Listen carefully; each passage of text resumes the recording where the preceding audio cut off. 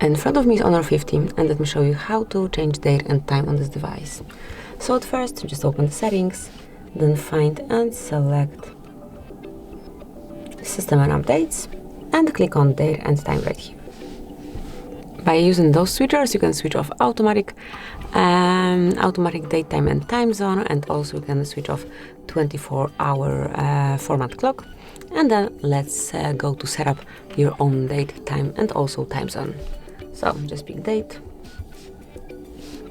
time, and also time zone of your. And this is it. This is how you can personalize date, time, and time zone. Whenever you'd like to go back to automatic setup, just use the switcher. And it's the same with automatic 24-hour format clock. Just mark the stop switcher. And this is it. That will be all. Thank you for watching.